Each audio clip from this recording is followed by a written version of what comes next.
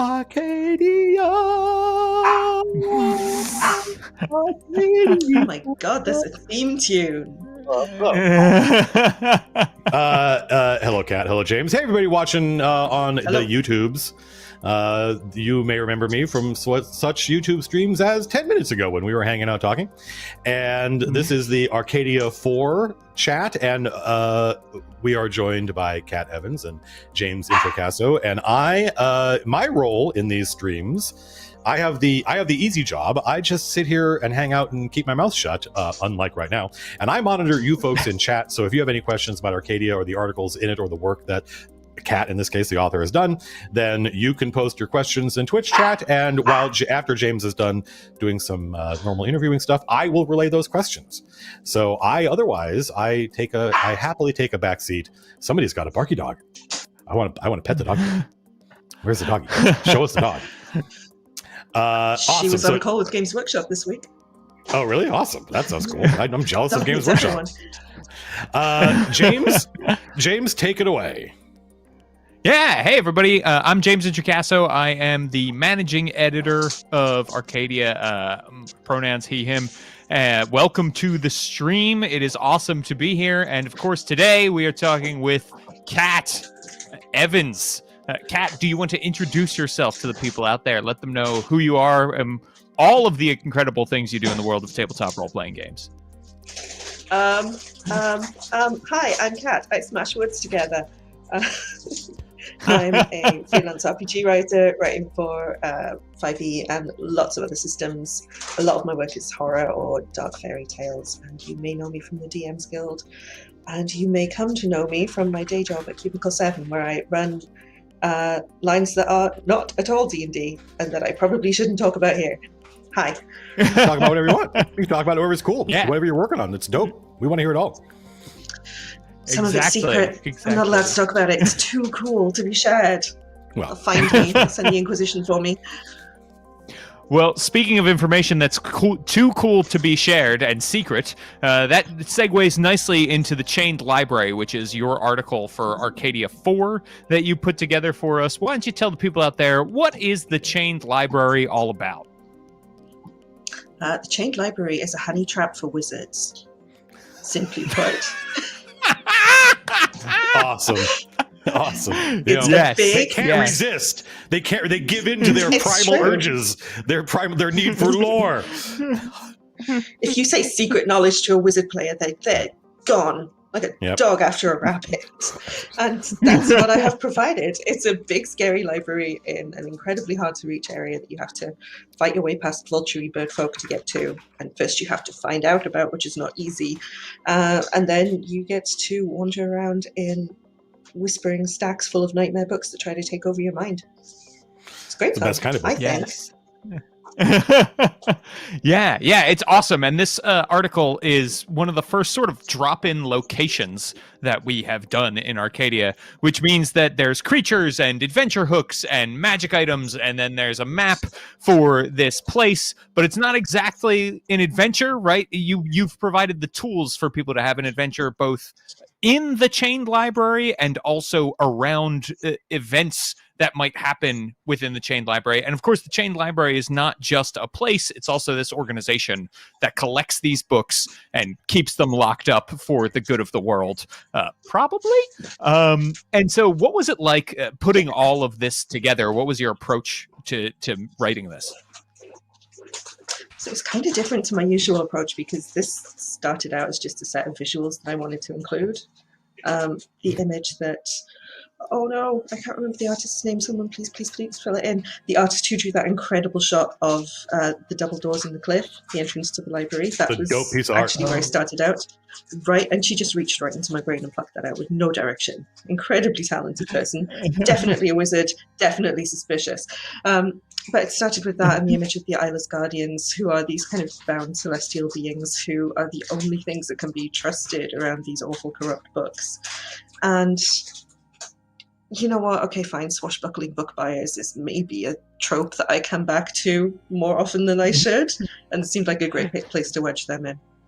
So I guess like those are all of my favorite influences, like a little bit metal, a little bit swashbuckling, and something that will look cool. Yeah, that's awesome. So Faisal is the artist who put together that image of the library doors. But tell me about other things that you have put swashbuckling book buyers in. I've been putting swashbuckling book buyers in my campaigns for a very, very long time. The origin of the Chained Library as an organization is something that I tried out in a home game about 4 or 5 years ago. Couldn't really get the players to bite on. So here it is, unleashed for thousands of people. I just think there is nothing more exciting and more fantasy than raffle-style jewel thieves who are after something a little bit more magical and a little bit more exciting than a ring or a brooch. And what's more exciting than magic? Exactly. And this is one of those things that I think, this organization and this location could both be a help to players or a hindrance to players. GMs have a lot of flexibility when they are using this. And I think that in many ways that opens up the design, right? But it also then you have to get specific sort of with the different ways that it can be used to help GMs use it and all that kind of stuff. And I think this was one of those articles where you and I were going back and forth, and it was like, you know what? I think I really like this. Could we have more? Could we have more? Could we have more? And we just kept asking you for more and more words as we were going. And the answer is always yes. Always. Oh, good. Is there anything that you didn't get to write for the Chained Library that you wish you could have included? Oh, I mean, more of the catalogue. I think we only managed to get about 3 of the scary books in there, from the relatively safe to the one that rewrites history at the cost of your rational brain. Please use it, players. Please use it and tell me on Twitter when you do. I have to. Yeah, that kind of stuff is the best. Dangerous cults full of plot hooks. I mean, if you gave me half a chance, I would have filled out the entire catalogue of the library. I guess I would have loved to throw in just a couple of example encounters outside of the library as well, just to show people in real terms the ways you can use the library as both friend and foe. Sometimes potentially both in the same scenario. Yeah, that's great. So what is it, do you think, specifically about books in fantasy worlds that is evocative and interesting? That's a good question. A lot of fantasy turns on history, right? What you know, what you don't know, how you interact. Like you'll find centuries, millennia old grudges and feuds and, the writings of mad scholars who go back to the dawn of time or of the worship of dead gods. All of that you find in the pages of books. So a room full of books is your access to like every type of fantasy story that you could tell. And of course, books are where we as players find our magic in real life. So if you say books to a fantasy nerd, it's like automatically, yes, this is where the good shit is. So yeah, I think it's that like interconnection of like in-world, in-fiction history and magic and secrets, and also the weight that all players immediately place on them. Yeah, and you mentioned the book that rewrites reality, that you can open up a page and, smudge some words, and all of a sudden that part of reality no longer exists, or that event no longer happened in history. And one of the things that internally, right, when editors would see this or playtesters, there were 2 reactions. One that was like, that is fucking awesome and I love it. And then there was the reaction of, oh God, I would never give this to anyone. What would you say to people who are like, oh, I don't know, I want to use this, but I don't know how. I'm scared of what it might mean to put this in the hands of my players? I think a very wise person once told me the bad decision is the best decision. When you give players a tool that you can't predict how they'll use, that's where you hand the story over to them and they will do something that's far more awesome than you ever considered. If you've ever enjoyed twisting a wish spell, this is exactly the same thing, but more so. If you find your players have done something that you absolutely can't handle, you can build in, not rewrites, you should never like unwind something that a player has done, but you can build in cool complications that throw the story forward in a different direction maybe even bring it back to where you wanted the plot to go in the end. Don't tell your players. Or you can just ride the wave. Sometimes players will surprise you in a good way.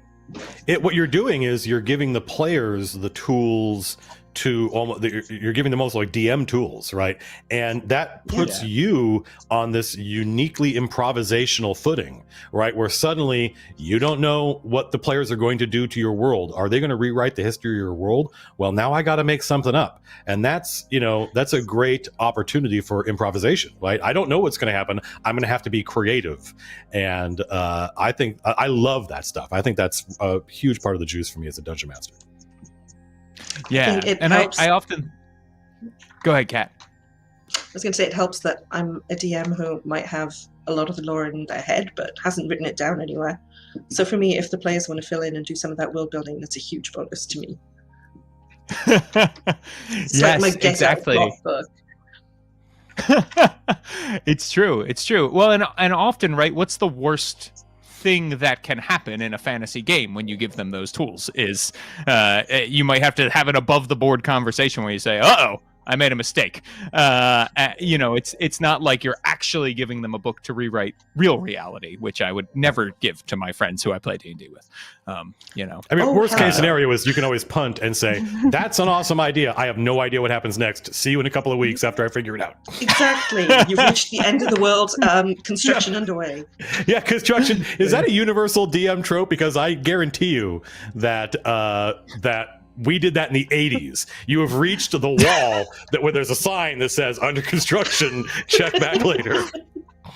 I definitely picked it up in the 90s from a guy who'd been playing since the 70s, so yes.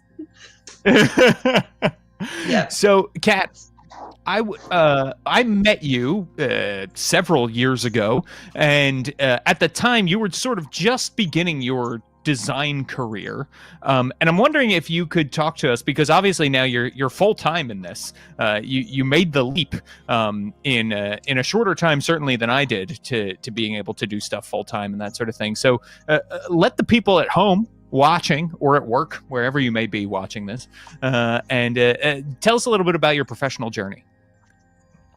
So to start with, chat, it's James's fault, largely. James and Satine Phoenix and Elisa Teague and all of the other cool DMs who were at D&D in a castle, which I went to and spent 3 days immersed. Yeah, corporate job. That was the only perk I ever got from it. I got to go to D&D in a castle. I spent like 3-4 days immersed in nothing but role playing, and I thought, this is what I have to do. I'm happier than I've been in this corporate job for the last 10 years. And I could see people were doing it part-time and we're actually making it work as a side gig. So honestly, literally the second I left D&D in a castle, I started writing down ideas for subclasses and ideas for adventures that I had, and just started sliding them gently onto the DM's Guild to see if anyone would bite. And surprisingly, yes, people do want to play a Hag Patron Warlock. They really do. And then Ashley Warren launched Uncaged, like 2 months, I think, after I got back from D&D in the castle. Everybody should check that out. Please check out Uncaged. Check out all 4 volumes. There's so much good stuff in the 2nd to 4th volumes that needs to be seen and read and played and just have joy taken in it to the extent that Volume 1 did. Then I was in Uncaged. And honestly, once you have Uncaged on your CV, it's surprising how many people will read emails from you, I think. What was it like in the castle? My impression is it's like cold. It's like it looks super uncomfortable. I don't know why. I don't have a really primitive idea of what it must be like inside the castle. It had no Wi-Fi.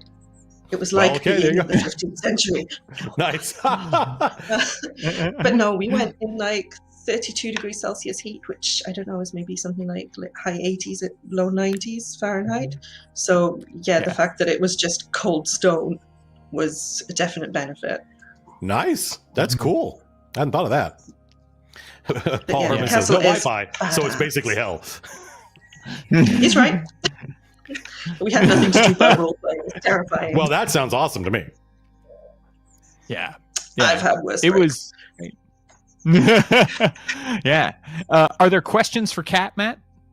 Oh yeah, well, first of all, there are a ton of people who love the chain library, including people saying it is the best article so far in Arcadia, and I consider that high praise because we've had some really, really astonishingly good articles, I think. I had a question, which is one of the first things you talked about, Kat, was that you work on a lot of other horror games, and it sounded like that's sort of where your heart lies. What games? I work on a lot of World of Darkness games, and I've worked on Onyx Paths. They came from Beyond the Grave line. Jumpstart to appear soon. It's really, really fun Hammer horror nonsense. Just absolutely. Oh, I love Hammer horror stuff. That's great. It's super fun. What else have I worked on? Worked on Cult. I don't think that's come out yet. Worked on Cult with a K, Spire, right? Which is Cult with a K. Cult, the darkest of all role-playing games. Play it only with the people you trust most intimately with your life. Cult, and Spire for Grant Howitt, and various other bits and pieces that I think haven't seen the light of day yet. As a player. As I was going to say, is there anything that when you play or run D&D, do you bring horror stuff into it? And is there a way in which horror role-playing is different in a game like D&D as opposed to another RPG that's designed for it? Yes and no, because what actually makes horror tick is player buy-in. And I think that's what makes it hard in D&D sometimes. It's just player expectations, right? You turn up expecting to be heroes and defeat the bad guy and walk away into the dawn as the castle burns behind you or whatever. Letting players improvise and letting players do some of the world building and make problems for themselves is a really great tool that I found. If you turn directly to a player at your table and say, "What do you hear whispering in the shadows?" They will instantly create something that creeps them out. And other players at the table will respect that it's something that one of their peers made and not the DM, and it's not something to laugh at. And then you've got a room full of terrified, very engaged players. I was a huge fan of... Anyway. What's the one that has the organization Save in it?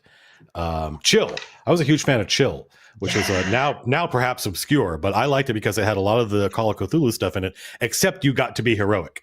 You're more like the Ghostbusters, and that's more like my style. But I have also played Cthulhu. Isaiah Nording says, how would you use the chained library for a horror adventure? And I'm actually, before Kat responds, I'm going to say, let me tell you, man, knowledge man was not meant to know is core to that Lovecraft stuff. And you can put it's even in Terry Pratchett stuff. His libraries have mind-bending books in it that if you read will drive you insane. And so I think you could easily use the chained library as a core hook for a horror game, right? Where there is knowledge in there that has escaped or is trying to escape, or that bad people want because it's going to remake the world, but now with more tentacles.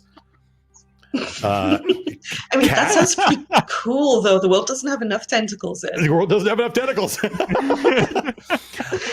So that was a question for you. I apologize for answering a question somebody asked for you, Kat. But if you have any insight into that, please. I would love to hear James's take on it as well, because I think all three of us would say something slightly different. And I think that's a testament to it being quite a versatile location. So that's true. Do it as... Obviously, if you're going to run horror, always get your players buy-in, find out what they're okay with, check that they're okay with horror. But I would do it as surprise horror. So Act 1, introduce the chained library. End of Act 1, destroy the chained library and unleash some of its power into the world. Act 2 and Act 3, try to survive in the horrible eldritch apocalypse that this has created. End of Act 3, try and stuff the book back into a pocket dimension where it can't do any harm. That's the most obvious action horror-y way that I would do it, but I think there are also lots of other more subtle ways. I gotta say, for people watching in chat, what Kat just did, where they broke down, basically it sounds like almost multiple campaigns, but using an act-based structure, that made my heart grow several sizes larger. Because I think that I should probably do a video on the act-based structure and how useful it is for dungeon masters, right? Because it helps you kind of, without having to do too much work, it helps you understand where your adventure or your campaign is going to go, right? I don't need to do much work on this. I understand the act-based structure. Anyway, sorry. Yes. James, how would you use... Go ahead. I was going to say, going back to what we talked about earlier about players destroying your world building and your plot, if you've built in acts, you've actually got natural breakpoints where you can stop and collect what you're doing and kind of rebuild, taking into account all of the weird stuff they did that you weren't expecting. Yeah, absolutely. Yeah, Sorry. it's incredibly useful outline, and it lets you have these like pivot points where you're like, well, I know what's supposed to happen in Act 2 because Act 2 is where, the drama escalates, for instance, but I don't know what the players are going to do in Act 1. So I don't actually have that much fleshed out detail-wise. I don't need to. And between Act 1 and Act 2 is where we stop for a second, and I figure out, okay, how do I build this out based on what the players just did? Anyway, yes. Spoken like a true writer, Kat. Exactly. Are we scheduled for like 20 minutes per person? Because Derek is ready, but I got a lot of questions I want to ask. Let's see. Hang on a second. We got 30 per 30 person. minutes. Okay, cool. Okay, so we got more time with Kat. Great. By the way, Willy Abeel is in chat and said that the chained library is so good. Heart. And I agree. Willy likes it. Willy's cool and he likes my stuff. I would like to give a little tease for something involving Kat and horror. Yes. I don't want to talk about the chained library shit. I want to talk about the heist. I want to talk about the Oh no, that's more spooky magic libraries. You let me do it again, man. Yeah, that's true. Yes. So James, please lead the way. Yeah, well, so Kat is if you are fans of the Chain of Acheron, you may know about the heist that is coming up, the heist adventure, and we thought it would be great to bring it to the people. Matt wanted everybody else to be able to play the heist as well, and so we hired someone who is an expert in spooky buildings. In fact, two someones who are experts in spooky places. Kat and their partner Lore are both going to be, in fact, have for over a month now been cranking on the heist, I believe. That is so. For people who don't know, I think we talked about this a little bit in the chat before the chat. But like, I in my online streamed D&D game, the Chain of Acheron, the players have to infiltrate. The players have chosen to infiltrate the castle of the dead lady. She's a vampire queen type character, basically my version of Strahd in the Chain of in my game. And I was just going to use Castle Ravenloft, and we had taken the map of Castle Ravenloft and we had scanned it and we were monkeying with it. And I realized, wait, I don't own this. I can put it in front of the players, but I can't put it in front of you folks who are watching because it's not mine. And that's where I kind of drew the line, like ethically. I'm like, I don't want to bite somebody else's content that they own and then kind of promote it like it's almost mine. And I was like, maybe we should just do it for real. Like make an adventure that not only am I going to run, but that you folks can then ideally at some point in the future buy and play yourself and have a really cool castle to explore that has a whole bunch of dead people in it. And Kat and Lore are the authors. Kat, I hope that I did a kind of quasi outline, and I hope there wasn't anything in there that you felt like you had to take too seriously, and that you felt you were free to kind of throw stuff out, and if you had a better, cooler idea, use it. Oh, it's so helpful though. I sat and talked to Laura about it after we got the email about it, and I thought, okay, the worst thing about Castle Ravenloft is that you can't tell how it fits together and you can't navigate it. We're going to break this castle into zones that are kind of mini regions within themselves. And I looked at the outline that you sent and was like, yes, thank you. That is exactly that was a big part of it too, was like, I can't tell you how many hours I spent. I mean, probably literally like 6 or 7 hours in a given week, 1 week, just trying to understand the layout of Castle Ravenloft. And I couldn't do it. I was like, I do not understand how these play. Obviously, the author understands how this place fits together. And they've done their best with the isometric map, right? Which I respect 100%. But keep in mind, this is a castle that has been mapped in every edition of D&D, and it's basically the same. And I was going to the other maps. Nope, that didn't help. Somebody built it in Minecraft on purpose so that other DMs could fly around inside it and figure out how it worked. I need that in my life. Wow. And I was like, that's cool, but wouldn't it be better if you could just understand how this castle works? Right? Like, wouldn't it be better if you didn't have to build it in Minecraft just to understand it in 3 dimensions? So I'm super looking forward to that. Yeah, so I am, especially after having heard about your love for horror in the genre, in the RPG category. Now I'm super interested to see where this goes. You talked about how important in horror it is to get buy-in from your players. And when we're talking about horror is, by definition, it is psychological.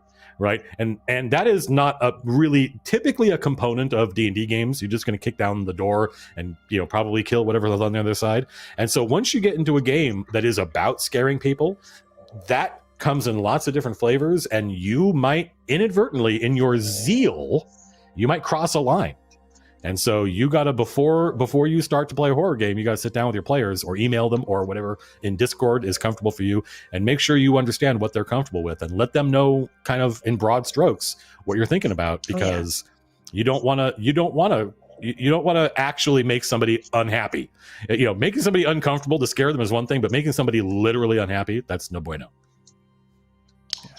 You know what? Some of the things I've slapped content warnings on are not actually the scary things, but just some of the factually historical things. Yeah. Like the really uncomfortable anthropological museum that I've wedged in there. That's definitely something that you need to discuss with your players up front. Yeah. But if you're a horror GM, you also need to be like the world's best, most active listener, because, well, you know this, you've been running games on stream for years, but people in chat who haven't been running games on stream for years, if players are engaged in the moment, they won't tell you if they feel bad. You have to figure it out. And you have to be willing to be the one to go, okay, this isn't working, let's pause for a second. Even if you just do a little thumbs up around the table and check in with everybody. Because they will push forward for the sake of other players, and then afterwards they'll have to leave the room. And you may not ever find out that they had a bad time.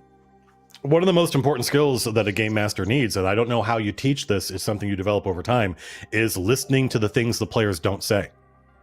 It's reading between the lines. And in fact, we're talking about restructuring the physical layout of our streaming setup so that I, as the GM, do not have players at my immediate left and right who are in my peripheral vision, right? It's no. I need to be able to see the entire party at once, because I need to be able to read the party. I need to be able to look up and see how people are doing, thumbs up, thumbs down, without them even realizing I'm doing it. That is a critical skill.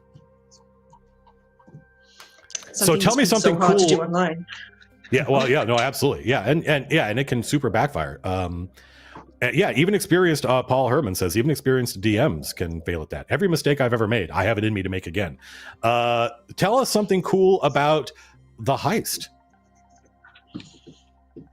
So I will let Law keep their own secrets, although I know that they've made some absolutely amazing things. They've been working on the castle catacombs, and it's just jam-packed full of nightmare fuel, I would say. But I have, talking about player buy-in, I've made a room where the players can befriend the confessions and secrets that have been laid to rest in the Church of St. Nero the Mute, take them with them, or be haunted by them for the duration of their stay in the castle.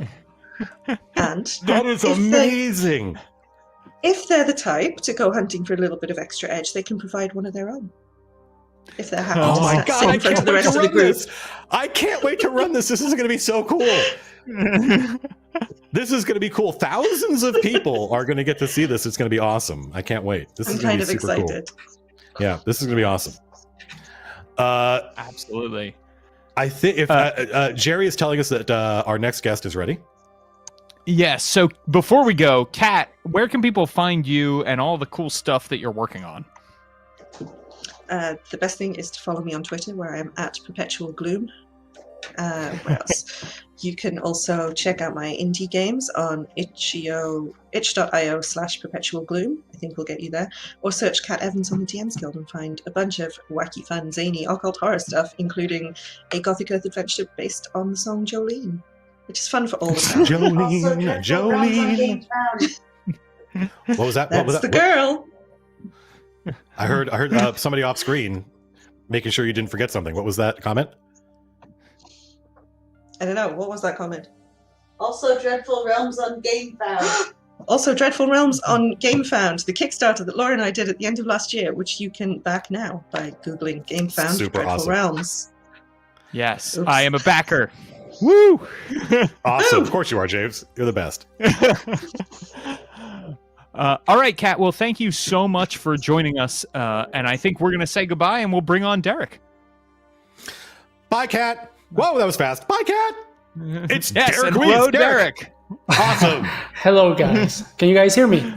Yes. Yes. Can you hear us? Awesome. Yes, perfectly. Thanks for having me. Perfect.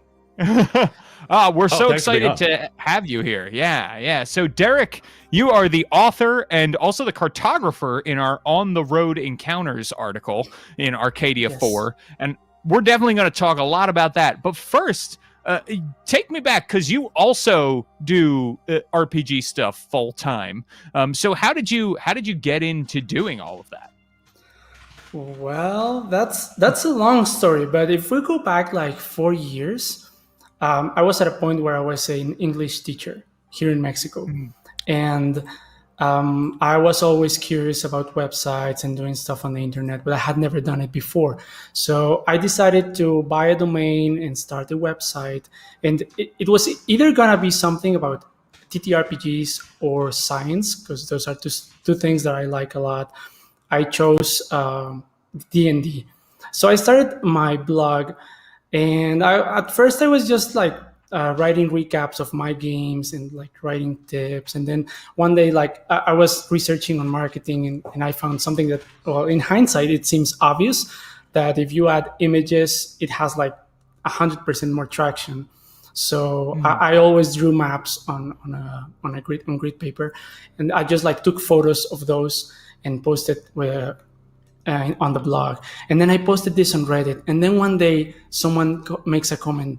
It's like, hey, do you have a Patreon or something? Because these maps are looking good. And I didn't know what that was. So I go there and I see other people making money out of this. And I mean, it was just a hobby. It was a revelation at the moment. I was like, man, these people are making money.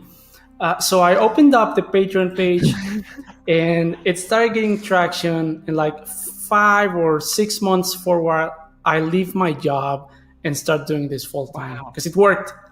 It totally worked. That's amazing. That's awesome. So, You're living the dream. Yeah, in a way I am. Well, at first I was only doing like illustrations, and I wasn't like super into it. I learned to do Photoshop and got a drawing tablet and everything. And then I started to invest time in improving my writing. I mean, I already knew English, but I didn't know how to write properly. And now that's what I do. I write adventures and I make maps that go with them. Most of them are dungeons or interior, like indoors locations. Some of them are like on the road, which is what I did for Arcadia magazine. Right. So are you self-taught when it comes to cartography? You nobody taught you how to draw maps. You did that on your own, because it is incredible what you do. Thank you, James. Yes, I thought myself, like I've been at like the forever GM for my group for like 20 years. So wow. I've been like if you are on the same page, you've been doing maps for as long as I am. And but when I saw the money coming, that's when I told myself, you know what, Derek, you have to invest in this. So I researched a lot. I learned how to use Photoshop and the tablet and everything. And I think that I've always been very open about hearing other people's criticism. And when you post stuff on Reddit, you get a lot of that. And I learned a lot from a lot of comments. Some were constructive, others not so much, but I learned either way. That's pretty good for Reddit to get some constructive criticism, and to be able to take it and everything like that is huge. And obviously your adventures too that go along with these maps is incredible. I know you said you've been a forever GM for 20 years. I have too, and my maps have not gotten any better from the time that I started. So you really have some special talent. So what was it that made you want to write On the Road Encounters, right? These are drop-in encounters that you can drop into like a game when your party is basically going from one place to the next, one adventure to another. And so why did you think like, yeah, this is something that I would like to pitch? I think the main reason is because there's a niche for it. Like you see tons of products about adventures, like full-fledged adventures, campaigns, and stuff. And sometimes you just need something that's going to happen on the road that's not going to take like even half a session, but that's interesting enough that's going to pull the plot in that direction just for like an hour. And I think these kind of encounters are very useful to world build. Like you can do a lot of building on a big campaign or something, but when you get on the road and then you get to have a small chit chat conversation with an NPC that's not important for the plot, then you get to learn some just interesting bits of the world building that are not relevant to the plot. I think that when an adventure is 100% focused on the plot, somehow it loses tension, because I guess it's a kind of like railroading. When everything is about the plot, it's cool to see some things that are not about the plot, but that teach you something about how people live in the world, or what their customs are, what they believe, what the local laws are, or their consequences. Yeah, it gives the players, especially I think the last of your on the road encounters is the cartographer, which is super cool. And these encounters give the players a chance to express their character, just be their character in an encounter that doesn't have combat in it, or if it does have combat in it, there are ways to negotiate and stuff like that. And that is super important, to give the players a chance to inhabit their characters outside the context of rolling dice and trying to solve puzzles. Yeah, I've also always thought it's really important to have some options for resolution that are not combat, which is something I try to do. I think most of them have an option for avoiding drawing swords and killing stuff. Yeah, I know, right? The first thing I remember reading about the kobold encounter, where you had if the players pay this toll to these kobolds who have taken over a toll house, they can just walk on by if they're that kind of group that doesn't want to see what's going on here or why is anything amiss. They can pay the toll and keep going. And I thought that's so cool, right? And obviously that's what the kobolds want. That's the scam that they have set up, is that we're the toll house now, and you can pay to us. But then you had this, but as the adventures go away, they might hear people crying for help in the guardhouse. And so now it's not just ignoring it, now you're ignoring cries for help too, right? And it puts them in these interesting, complicated moral situations that that happens in Grimly Fate tonight, and that happens in the duel. Do you like that sort of thing, putting players in difficult situations? Yes, I do. But I found that my players often put their own safety above that of others, especially because for example, in the toll house encounter, they may hear the cries for help and decide, you know what, let's just go to the next town and report this. We're not doing anything now. It's not our problem. Yeah, it's not a problem, but they're still gonna report it, or maybe they don't even do that. I don't know.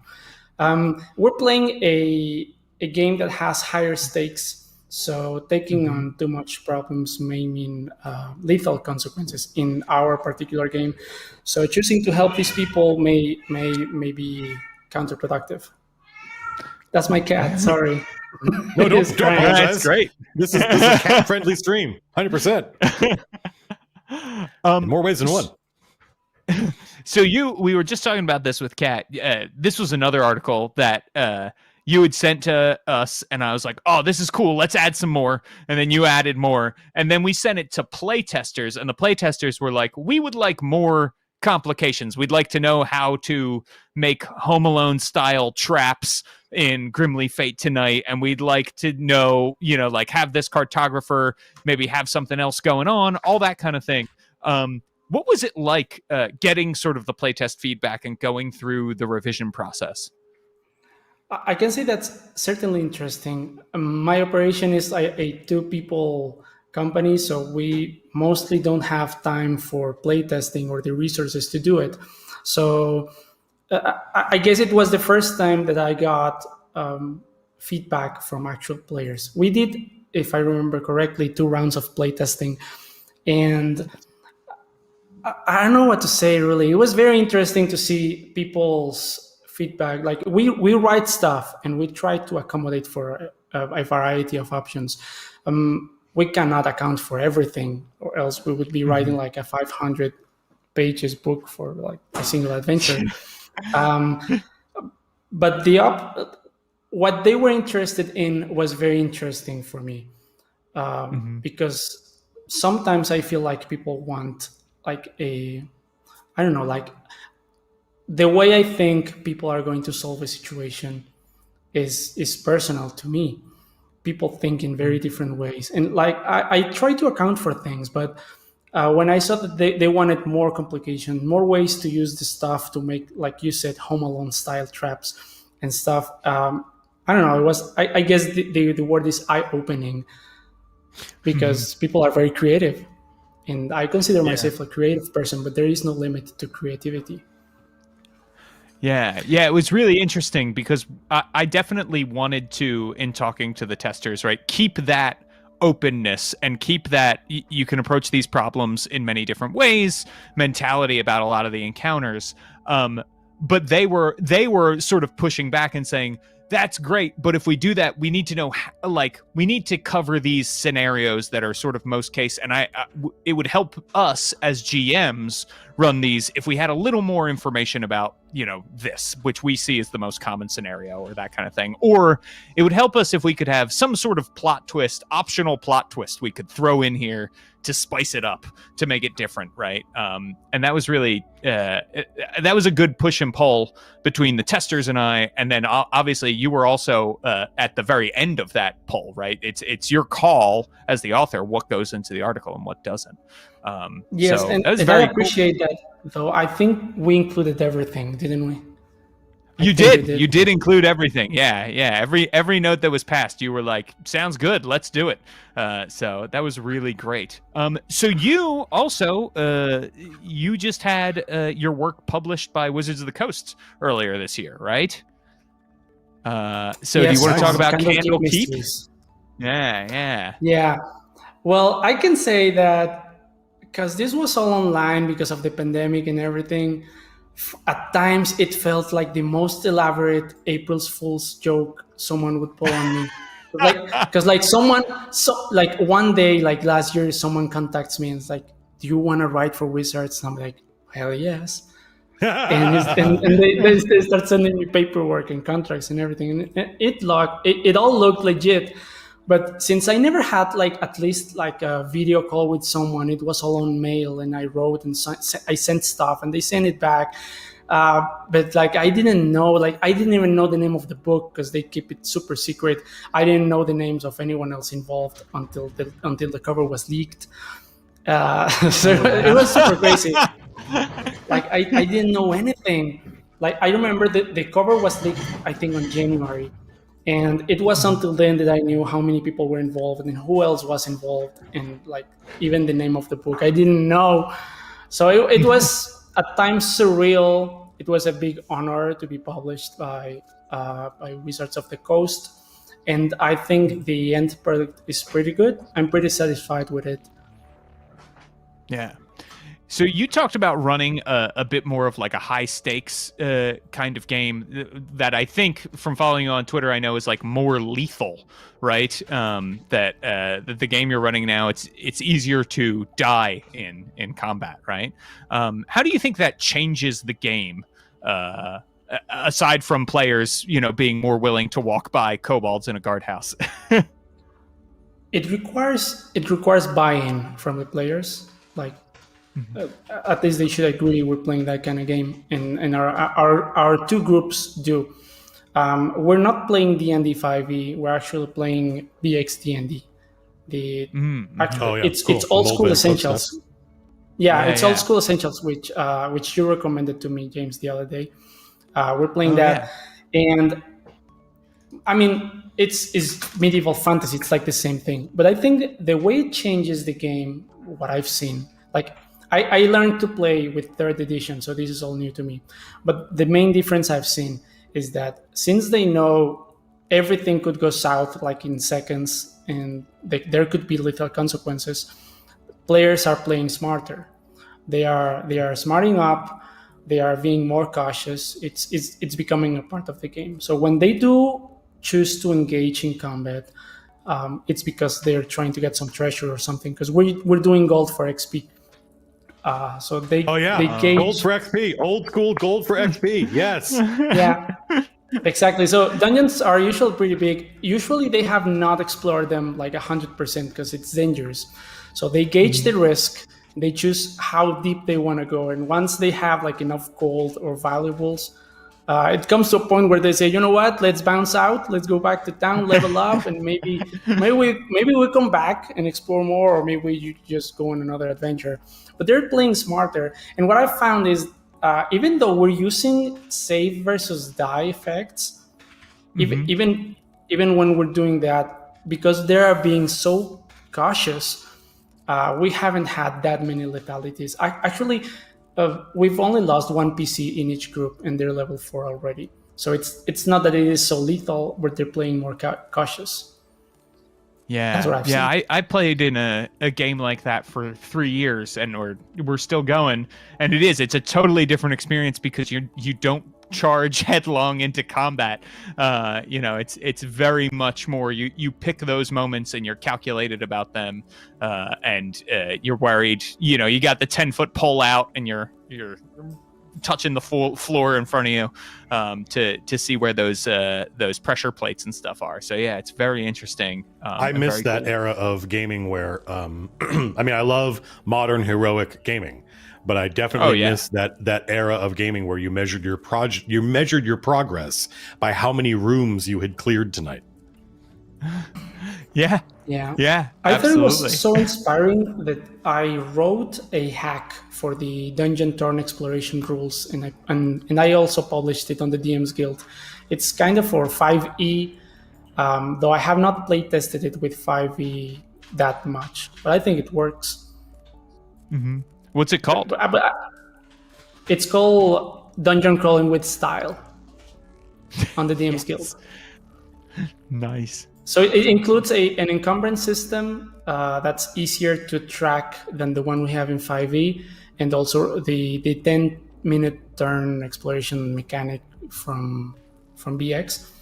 Though I'm not sure if it matches the style of 5e, because like you said, Matt, it's more like heroic. I don't know, like heroic fantasy. Right. I don't know if the resource managing mechanic matches all that much, or if people even want to like it. But I don't know.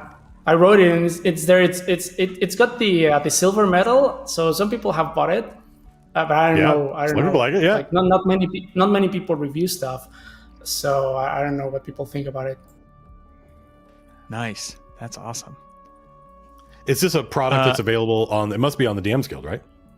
It's on the DM's Guild, Dungeon Crawling with Style. It's like $2. Nice. So people should check it out. So people should check that out. I mean, how can you go wrong with $2? How can you go wrong? Just not even $2 because not even $2 because I left the you can see like a mini view of the product, and I left most of it. So you can read it without buying it even. There you go. Just like picking it up at a game store. Support your local writer. Yeah. Matt, what does chat have for Derek? Well, Zombie Food Elite just said, "Am buying right now." So hopefully you get some get some juice, Derek. We had a whole bunch of people who were like, "Wait, Derek is Elven Tower? I love Elven Tower stuff." Paul L said, "You were super helpful and responsive when I reached out to you with questions. Thanks for the amazing maps, and thanks for your humility." That is super cool. Someone in chat, I'm going to do my best here. Please be patient. Somebody in chat, whose name I believe would be pronounced Guillermo Juan Manuel Ortiz Marino, says, "There he is. It's my friend Derek being a superstar." He's one of the players in our Curse of Strahd game. He's one of my players. Awesome. Awesome. Pesto Enthusiast, who is one of our mods, and also he is our lead tester, said, I love this name, but I don't know how to, I actually don't know how you pronounce it out loud. Is the cartographer secretly you? You mean the cartographer in the Arcadia? From the kinda, yeah. I guess that's me.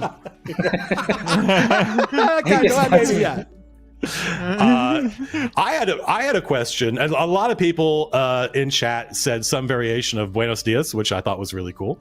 Most of the encounters are, I would describe them as being relatively low level, right? There are a couple, there's like the cartographer, which is good for any level. Can you imagine a sequel to this article that would be of a similar style but would be higher level content? Or do you think of that kind of encounter, the on the road encounter, as being something that is primarily relevant for low level players, and eventually they're teleporting around and you don't need that? I guess I agree with what you last said. I think it's primarily important for low level. I mean, if you're playing 5e, at some point you're just like teleporting all over the place. Yeah. And like traveling with a caravan with 2 horses, it's not viable. Right. Maybe in a low magic game, you still travel on a caravan even on high level. I wonder if you could.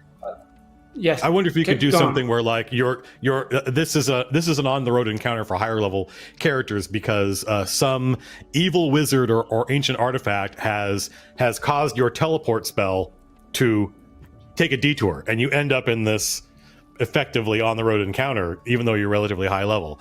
I don't know if that's reasonable, but I think that would be an interesting challenge. You know what? I think you just hit the nail.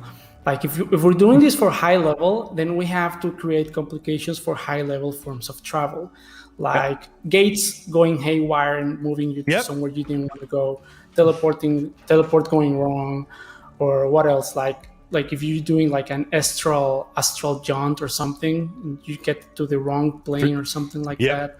And it can just be a short encounter that has some role playing in it, and maybe a puzzle or something. And the goal is, how do we get back to where we were trying to go in the first place, right? And it could just be a really memorable, flavorful encounter. I think that would be really cool. That's awesome. Also, by the way, Derek, I noticed that you are a man of taste, such as myself, and I saw you have Jodorowsky's The Inkle on your shelf in the background. I thought that was super cool. I've always been a fan of Alejandro Jodorowsky's work. I also got the Watchmen back there. Oh, really? That's cool. I saw some game books back there. That's awesome. What other stuff are you working on, Derek, that folks might be interested in? Well, the stuff that exists and that I'm working on is all on our Patreon page. Like if people subscribe, they get instant access to like 400 maps and adventures. It's a lot of stuff. Wow. In the past, we were doing individual maps, each with an adventure. Each of those adventures like 2,000, 3,000 words long. But starting this year on February, now we're packing like a ton of maps in larger adventures, and we're publishing 3 a month. Each are like 7,000 to 8,000 words, and what we're focusing is these maps are great. Fuck, I'm gonna back this right now. Thank you. Here, Thank you, Matt. I appreciate it. Check this out. We're working a lot on that. Thanks for the recommendation. So what we're doing is, since I've been reading lots of adventures from old school games, and the adventures we're writing are for 5e, though I'm leaving all the rule stuff to the minimum so that we focus on the lore and the consequences. And what I'm trying to do is like doing adventures that have, I don't know how to describe it. Usually what I say is that plots that do not always end well, like do not have happy endings. Like even if the adventure, the adventurers get to a situation where everything is already so messed up that they can fix some things, but there are some things that are unfixable. and that have real consequences. Like I don't like cookie cutter adventures where at the end everyone's happy. Usually the adventurers trying to solve the plot, they create some like unintended consequences, or maybe they kill the bad guy, but the bad guy's family are not bad people, and they come and say, why did you kill my dad, or something like that. Or like tragedies that already happened and they have to deal with them. So that's what we've been trying to do. We've been investing in art. Like we do the maps, but now we're doing cool covers and cool interior art. We're working on layout. It's a small operation, but we're doing our best. Yeah. I mean, when you looks keep really saying, cool. Yeah, your maps are incredible, and you keep saying we. You mentioned you're a 2-person company. Who's the other person in your company? The other person is my brother. He works like on the backstage. He's like on Twitter. You can find him as Arthur Ruiz. He's my brother. Like he joined the operation on February when we started doing like longer, more complicated to do adventures. So I do the illustrations, we split the writing, I do the layout, I do the marketing. He manages the stores because it's a ton of stuff. We have to upload to Drive-Thru and the DMs Guild, and every upload takes time. So he's working with that. And since he joined the project, we are also publishing all the adventures on Roll20, all with dynamic light. Like, so all our maps have dynamic light and tokens and everything if you buy them on that's Roll20. cool. Oh, cool. Awesome. Yeah. It's ready to go. It's cool because there's a lot of people who are playing online, and I mean, you can buy the PDF on Drive-Thru if that's how you play, or you can buy it on Roll20, and it's got all the handouts and the maps with dynamic light and everything. So I will say that having just started using Fantasy Grounds dynamic lighting, I found it obviously go check it out on Roll20 because the dynamic lighting is built in.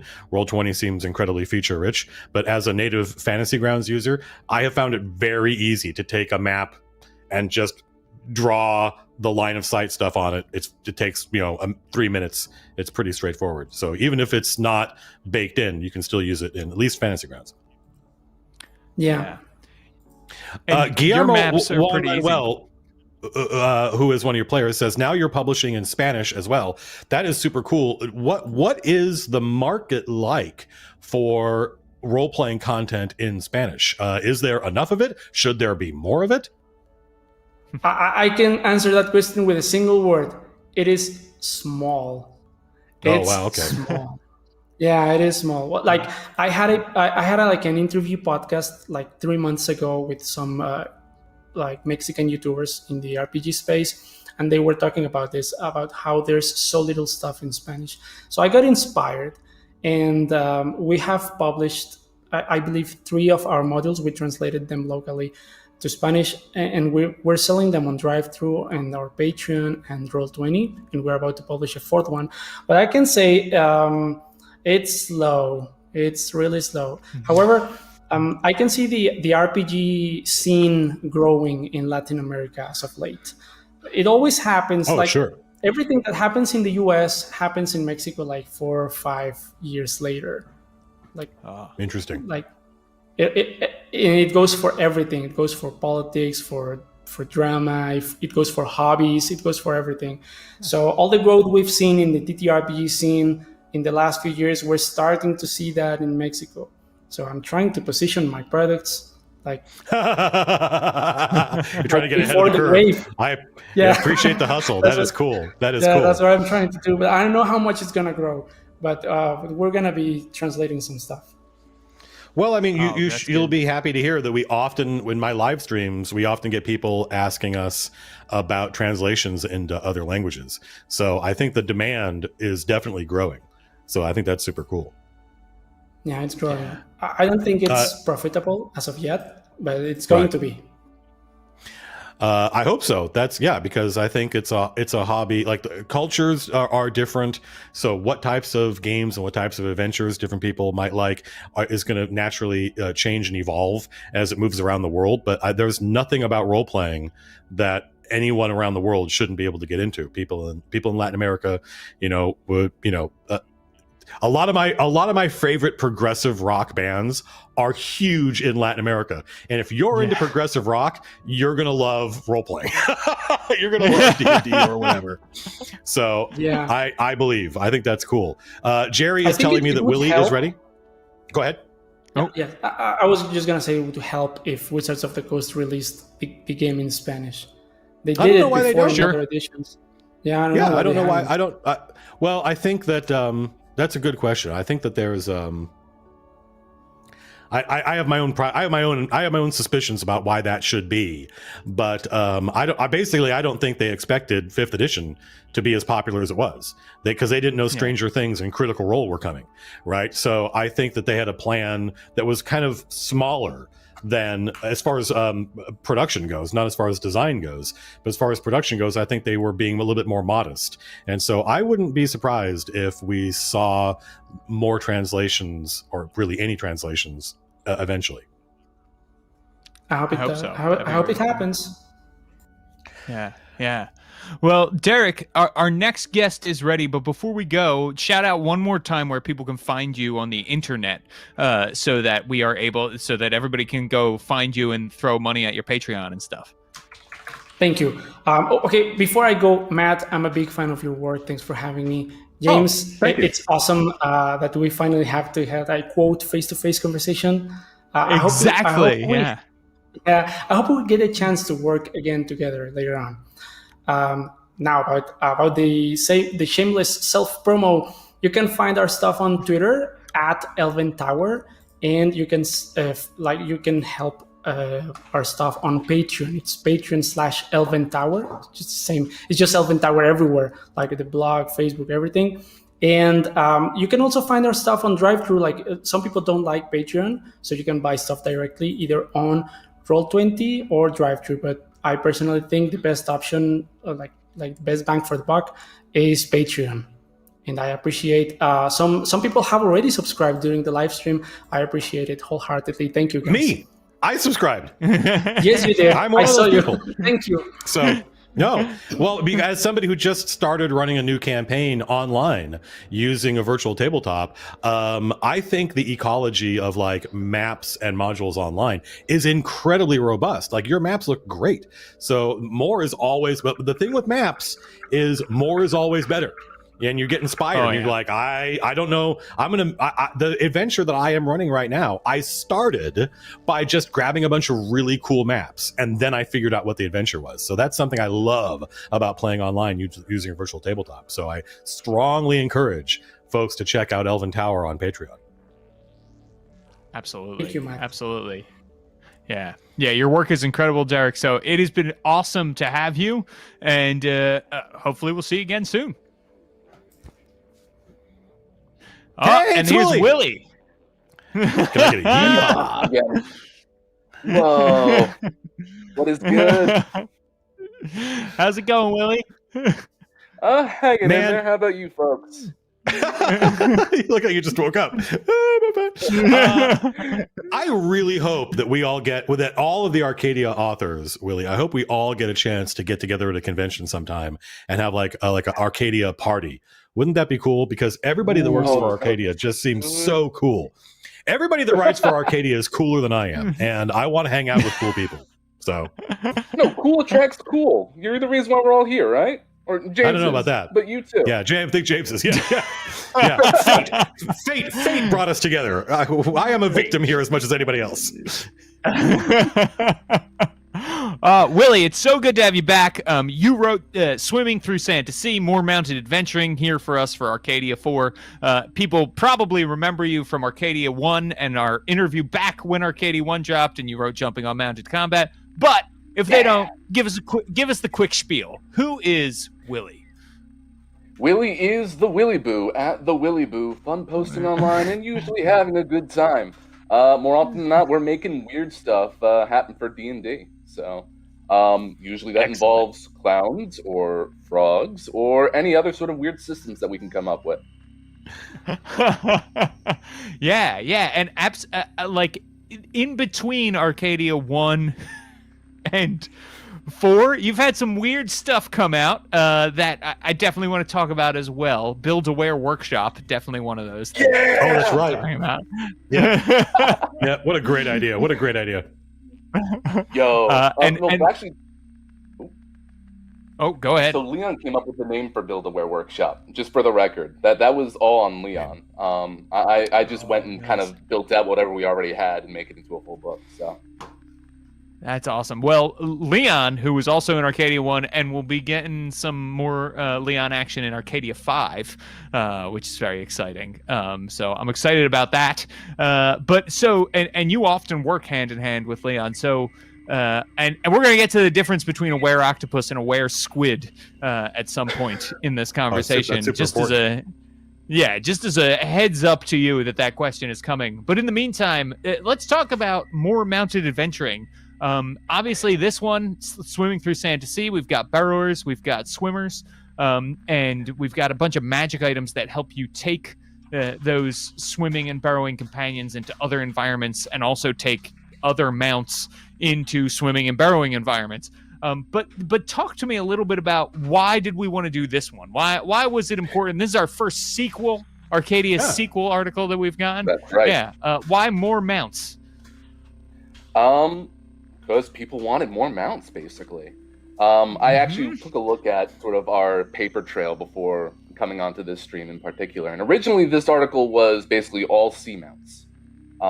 It was just sort of like a whole like marine-themed sort of environment. Had a whole underwater cowboy sort of like cattle drive adventure attached to it and all that other stuff, which is cool, but it might not work for most tables, I believe was the original concern. So I did an exercise like, okay, how do we work through sort of the logistical problems that come with underwater mounts? And that just went into more of a general, like, what are the problems of having a mounts on an adventure?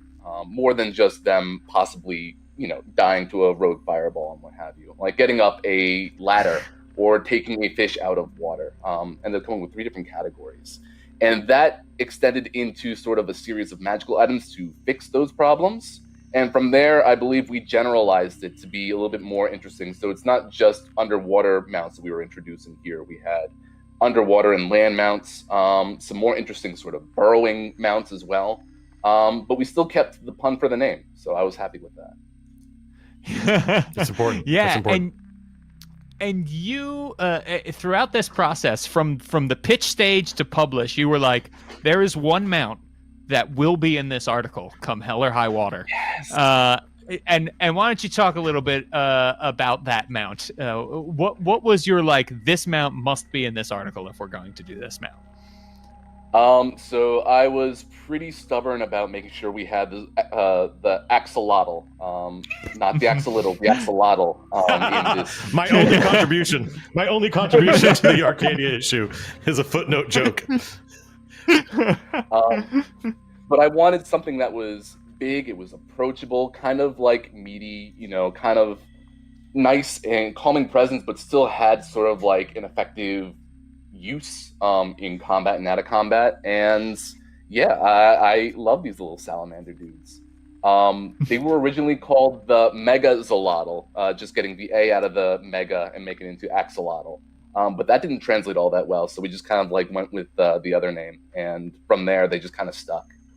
But yeah, I had a whole bunch of unique, sort of interesting new creatures lined up for this article, but we kind of held them back, kept it a little bit more familiar, just things that people are familiar with and would get excited for, especially with the Jewel and the Bullet in particular. So, but I wanted to make sure we had at least one new creature on board.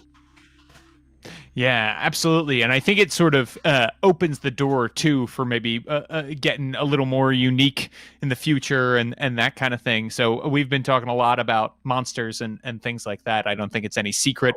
MCDM is talking about a monster book. I've seen Matt talk about that on stream. So hopefully that's okay for me to say, too, Matt. Almost the only thing I know about it is we're going to do it. Right. Yeah, exactly. So hopefully, the plan would be to see some more mounts and stuff like that in there as well. But I do want to talk about your pun game because it's on point. And I mean, I think when I first showed this article to the testers, like the conversation lit up and they were like, have you read the different actions and traits that the purple worm has? Like mauve the earth for a purple worm. Just great. Yeah.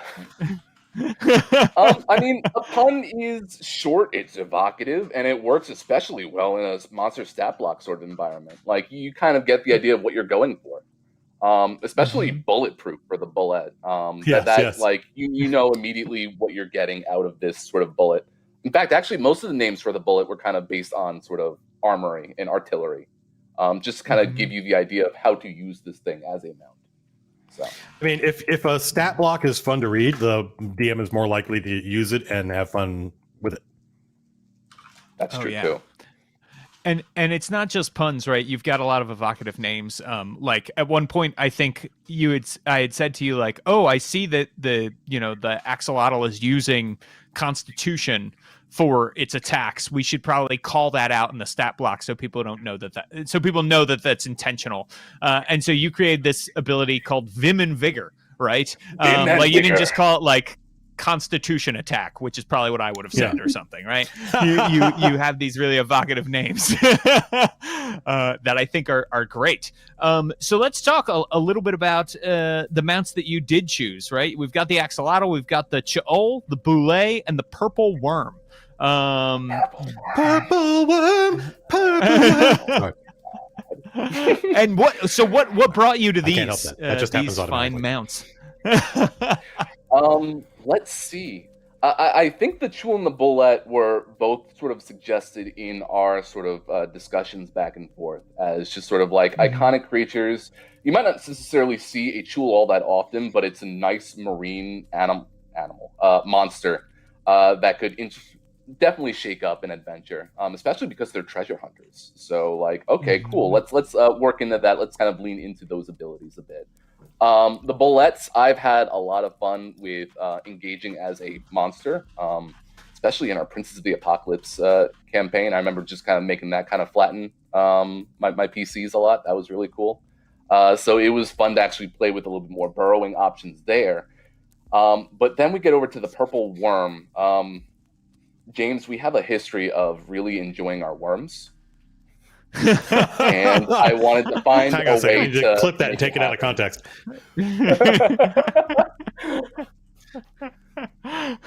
Yeah, did Matt pay you to say enjoy it? Your worm. That with perfect pause on either side, but who can resist the worm? Come on.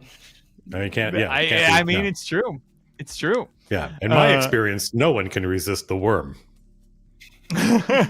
Well, and we got two worms in here because we've got the worm mount, but then we bring in the omni mount. Talk to me. And this was, you were like, yeah, we've got to get omni mounts in this article, and I was like, I don't know what that is, but I'm excited to find out. So talk to me about that. So by the end of this article, we didn't necessarily have enough room for a full-on underwater cattle drive, nor did it really make sense with the sort of options that we were introducing in here. So I was looking for more, what are other functions that we can add alongside the mounts? In the first article, we had the option to kind of like capture and tame your own beast, and that was kind of cool. Some actions you can take, like leaping off a mount. And like these are fun things to use in conjunction with the mounted like blocks. So then I was thinking about what else can we do along those lines. Considering the fact that we kind of had to reduce the purple worm into a baby to make him a little bit more accessible to more adventures, I wanted to stick in the worm sort of environment. So it's like, okay, what if you did have a big worm that you could ride? And that kind of turned into more of a bus. For the record, I learned that bus is short for omnibus, and that makes me very angry. I did not know that, and I'm still very upset about it. But I stole that and kind of just attached it to mounts. Now we have omni mounts, which are just generally these huge, monstrous vehicles that could be used on a societal level or just a legendary level. Like, oh, hey, you have a new way of getting from place to place that isn't just limited to one rider. You can have the whole party take on the omni mount. And yeah, the worm flocks kind of came hand in hand with the omni mount idea. So Yeah, absolutely. And so that is all of the art in this article, including Phlox, is Nick Despain, who did the art for your first article. He's a full-time MCDM employee now, and just one of the Congratulations. best artists I've ever worked with. Yeah, Nick is killer. We Jason, the art director, and I both worked with Nick at Turtle Rock Studios on a video game called Evolve, where he did a lot of monster creation, and that's where his heart lies. And Nick's stuff, the stuff that dude draws, is the stuff I like. Like, there's this weird synergy. It's like that. There's a certain kind of classic fantasy element to it, but also there's a lot of whimsy. And anyway, sorry. Oh yeah, it's it's awesome. And comfortable. Yeah. Yes. That's actually probably one of the best parts about working on these articles too, is sort of getting the art drop. Like, oh, that's what you went with the worm? Yes, thank you. Well, it looks like the illustration makes it look like a sleepy worm, right? Like, it's not like it doesn't. Yeah, it's the only time I've seen a purple worm that isn't like being violent and aggressive. And people love Phlox. They've like adopted him as a mascot, basically, which is really cool. Yeah, it was like 5 minutes after Arcadia dropped, and people were like, "I would die for Phlox." I must protect Phlox. And you were like, "You did read about Phlox, right? You better be ready to die for Phlox." Just saying. You will.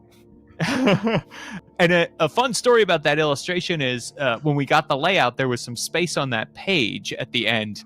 And Lars, who is sort of in charge of all the production for Arcadia, came to Nick and said, like, "Nick, you want to draw Phlox, right? You want to draw." And so that's how we ended up with art of Phlox on that page, which is really great. And Nick at Champion came in at the last minute. I do want to know, so some people have been asking in the Discord about one of your magic items, which is called the Bell of the Extra Stable Stable.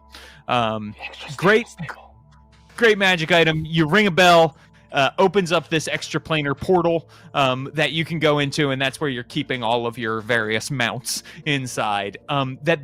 Within there, there's a spirit who takes care of the animals, and that spirit looks like a bugbear. And people were like, "What is the significance of the bugbear? Why a bugbear? Why do we pick a bugbear? What's up with that?" And I was like, I actually don't know. So I was hoping you could enlighten people as I show my ignorance of like, oh yeah, I probably should have asked about that. So if you saw with the previous article, Rally at Rashkar, that adventure was sort of an orc goblinoid sort of hybrid civilization.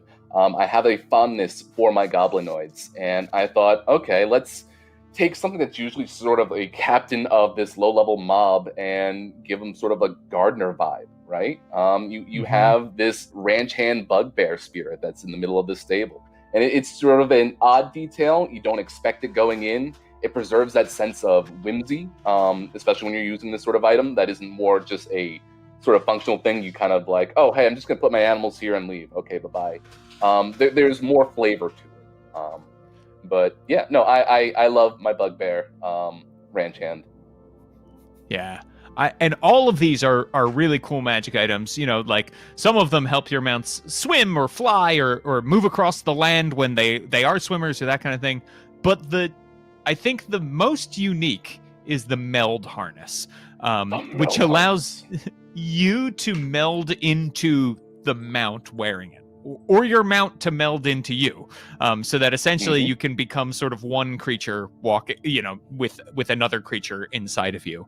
And I have seen the internet start to talk about all the ways that they're going to put this on their friends, so that oh, the rogue's really sneaky, but I'm not, so I will meld into the rogue when the rogue wears the meld harness, or that kind of thing. We did our best. Did you intend this when you came up with the meld harness? I knew the consequences, but I am still a foolish individual in that regard. I don't know. We tried to make it so that it was still kind of fair. Even if you were melded into another creature, it wasn't going to disrupt too much. Even if you were going to like exploit it in a way where you can kind of like put a bunch of your friends inside of you in a weird way and kind of walk across the town, even that's kind of an interesting story, right? You're harboring a criminal, and you're trying to get across town without being spotted. Like you can still get a lot of really cool utility out of that. So I don't mind it as much. Yeah, and because it's not like suddenly you absorb the powers of your friends, right? Your friend is pretty useless when they're riding along inside of you, and that was sort of my point when things like that were pointed out in playtesting. I was like, yeah, that just sounds awesome. Like that sounds like if I was a GM and somebody wanted to do that, I'd be like, hell yes, please do it. Mm-hmm. If you think about it, it's sort of a meld into stone spell, except the stone is you. So yes, meld into me. That should be right. Yeah, exactly. Oh, that's awesome. So I think there was an '80s one-hit wonder. I'll stop the world and meld into you. Right. Yeah. Yes. Exactly. Yeah. Modern English. They were they were all about flesh melding. Flesh melding. Anyway, listen, I love your worm. What does chat have to say? William Harris said, Master Willie, the mounts were my favorite. James C says, Willie, can you release the underwater cowboy adventure separately? Because I need to pay money for that. And that led me to a question. And I this is a question from me, saying like a lot of your there's a ongoing theme and a tone that to your stuff, Willie, that I perceive as being very kind of Western themed. When are we going to see like a Western themed adventure from you in Arcadia?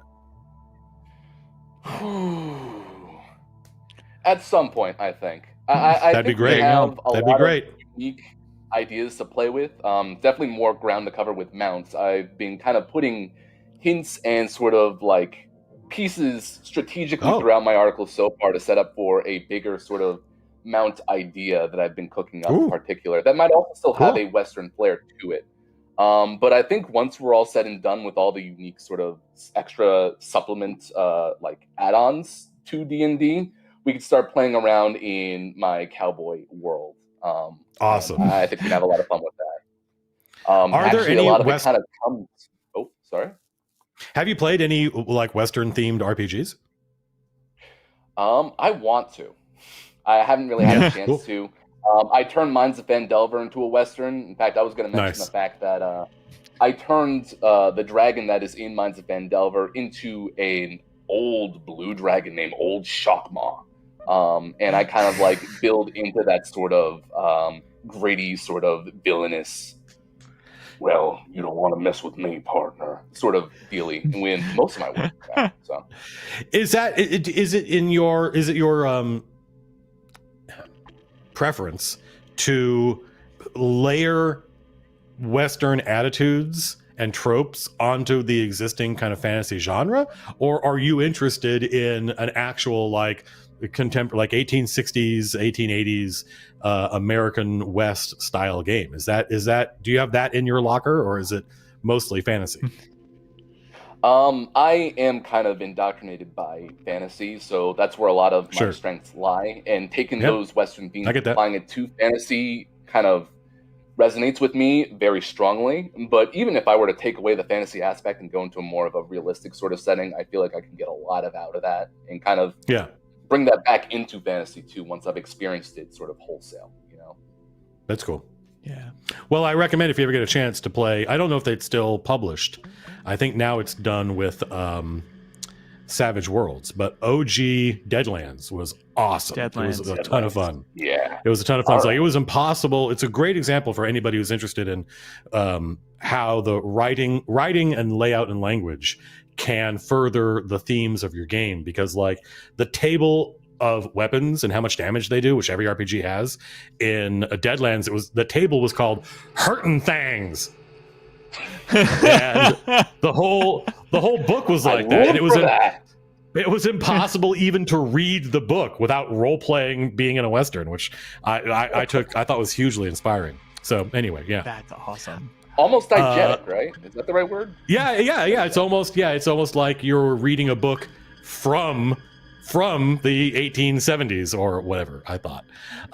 So Brighton had a really interesting question that I'm going to try and summarize and synthesize. Do you think that having these mounts that are especially adapted for other environments than the normal like land-based stuff that players are used to. Do you think that is going to mostly inspire players to go to those, or dungeon masters to go to those environments, or do you see it as for adventures where you're already doing that, here's this cool mount you can use? Definitely a bit of both. I think the latter is sort of like, oh, hey, this is convenient. This option is fresh in my mind. I can absolutely put this into my game that I'm running right now. I've seen a number of seafaring adventures kind of come out while we were writing both articles, in fact. And keeping that in mind is definitely a very big possibility for these mounts in particular. But I mean, you saw the flavor blocks that came with this article in particular. They are sparks that kind of inspire adventure, right? Like the bullets are being ridden by these land or sand pirates. I could see a DM absolutely kind of running with that idea and kind of making a whole short story out of that too. Probably that would happen more often, I think. Well, that's one of the things I like about your content is that I find that it is very strongly themed with lore. And I find that when you've got really strong design and you marry it to really well themed lore, it makes it easier for the dungeon master, because now, even if they don't like that specific take on the lore, now they've got some nouns that they can wipe out and put their nouns in, right? And be like, great, all this work was already done. Whereas when it's just raw design and there's no theme and there's no flavor and there's no lore to it, I think it's more work for the dungeon master. So I appreciate that. I think that stuff is super cool.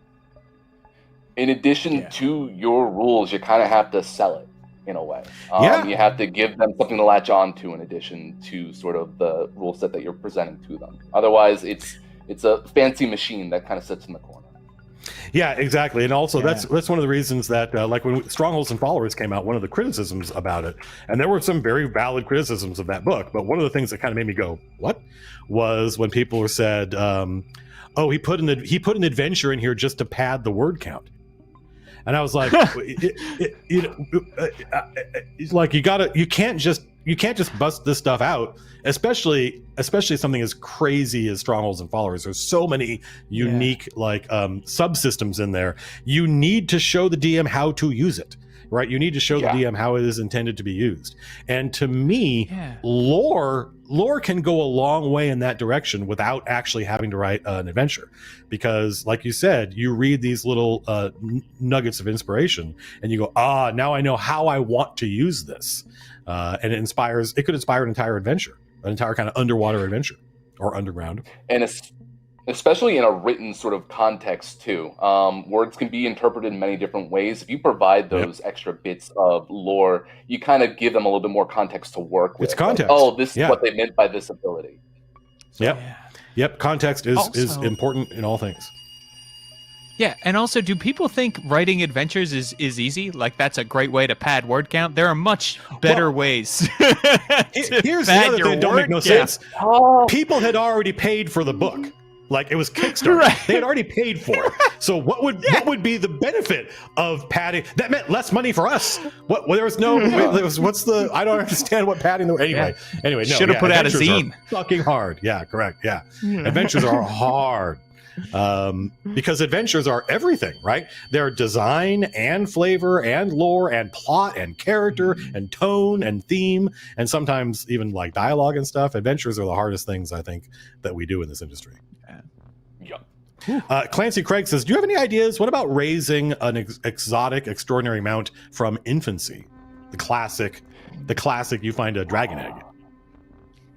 I've definitely made the mistake of letting an adventurer have a dragon egg, letting that hatch and letting them use that along with their adventures. It's a lot of fun. But that was actually kind of something I was leaning into, especially with the juvenile purple worm. In fact, I had actually built out sort of a small system of how to make juvenile versions of larger creatures. That kind of got cut out of this article in particular. It's a little bit too crunchy to kind of wrap your heads around. But I wanted to make it in a way like, oh, hey, yes, purple worms are fearsome, but people want purple worms. So I want to give them that purple worm why don't you find a baby purple worm? That could be cool. Like, harness the Yes. power of that. Even in the owlbear sort of flavor block too, they mention how owlbears raised from infancy become like valiant defenders of a territory, if a little reckless. But Yeah, like they're still wild animals, but there is the influence of the creatures that raised them. Willy, this is your second time round in Arcadia, and your second time dealing with the testers. Were there any surprises this time from the play testers, or was it pretty like you knew the ropes? I'm very much familiar with the procedure now. I love working with the testers. My biggest surprise was that it didn't seem like there was as much feedback this time around. It felt like we kind of had a well-oiled machine by this point. Good. That means the system works. Yeah. Yeah, well, and we definitely, we had, because of the tester feedback and going back and forth on the first article, this article was much, I think, far fewer revisions at every stage, probably, I would say, right? Because the first time it was like, what is this? What are we doing here? Like figuring out, cracking that nut of mounts and everything took a while. Exactly. Well, plus you were at the Vanguard, Willy. You were in Arcadia 1. So you were one of the guinea pigs of this process. So I hope it was relatively smooth. Yeah, you were literally the first Arcadia draft that I got from anybody on any Arcadia article ever. Wow, and I think the first one Matt ever got too. Yeah. Nice. That's not a lot of pressure. Well, it worked. Good news. The great experiment worked. So the pressure's off now, I guess. I don't know. Write more. But what I like working with the testers is kind of like finding sort of what they're looking for behind the feedback text that we kind of get back. I know, James, you do a little bit of translating for them, but then I also read sort of their original text too. And I try to like kind of get behind their sort of position, where they were at when they were trying to deal with a certain mechanic or a certain system, and understanding the underlying problems behind it. I just enjoy the testing process in general. So in general, the way testing works is the testers go through the articles and write up their thoughts and play stuff, and then it goes through me, right? I synthesize a lot of it, because sometimes people have the same comment, or their comment stems from the same issue or whatever. And so I try to make it simple then for Willy. And testers often include their own suggestions for what they think would work. I don't want to send somebody a problem without a solution. So I often include a thing and then say, but it's yours, right? So like often an author will either think of their own solution, or will say, well, this is what I wanted. The fact that you feel this way about this is exactly how I wanted you to feel, or something along those lines. Or they'll say, great, I took one of these suggestions and this is what I did. So that's sort of the very broad strokes way that we test at MCDM. I think I think our testers are kind of our secret weapon, because I think this is just obviously my opinion. Obviously, I would think this, but I feel like our stuff, the first time the audience sees our stuff, it feels like the revised version. Like it feels like we already released the product once and it was out there, and this is the revision, right? And to me, that's huge. It makes me, MCDM is incredibly lucky to have the resources it has, but I would love to see more mid-list publishers take testing more seriously. Yeah, please do. It's huge. So we're almost out of time here, Willy, but before we go, let's talk Build-A-Ware Workshop is out. Oh, yeah. Okay.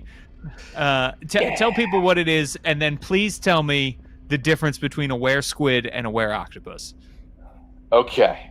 So, turning back the clock, maybe about 3 years ago, we released the book of House, right? It was a splat book. It had a whole bunch of different options in it, but one of the things that we introduced in there was lycanthropic adventurers. Sort of a bigger subsystem for lycanthropy, or sort of were creature options for players.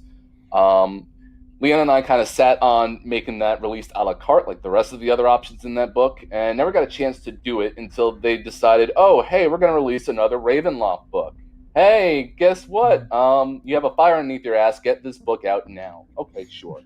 So we got to work. We took the original rule set and we kind of turned it into a way where you can make your own lycanthropy options. So you aren't just stuck with whatever's in the book or any other sort of expansions. Like the Were Raven is a part of Curse of Strahd. You can't even use that in the SRD, which is unfortunate. But I digress. In media, you have things such as the Were Mole. In previous editions, you have the Were Mist, which isn't necessarily a lycanthrope, but like it sounds cool. In Dexter's Laboratory, you have the Were Clown. So I want to give the player the option to make those things and give them a whole bunch of bestial features that they can kind of like build it out themselves. To the point where it's still relatively balanced compared to those original lycanthropic adventurer sort of options that we presented. But in the book, we did have both a Were Squid and a Were Octopus as standard options for the player.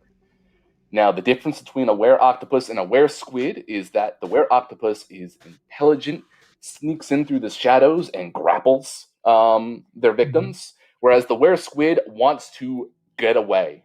They're the ones who get the inkjet that are very very small and very fast. Definitely a much different play style compared to a Were Octopus.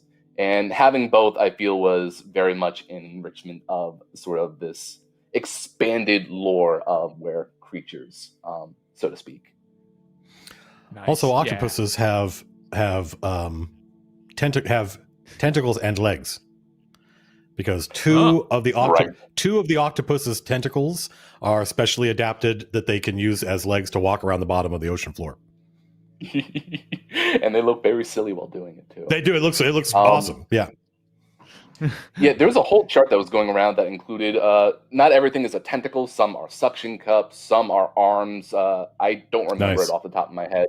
But you can build a Were that actually, makes that honest instead of just all of them being tentacles. So that's cool. And you don't have to use it for lycanthropy either. You can also use it for magical girl transformations, common rider transformations. Like the rules are very robust for a variety of different flavors.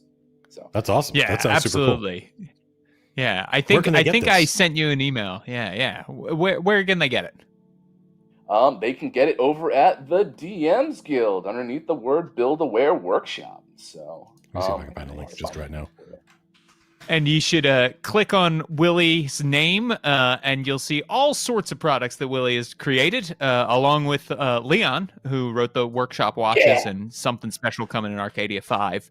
A lot of their work is done together. What's the? Can you give us some spoilers of what the upcoming Arcadia 5 article is?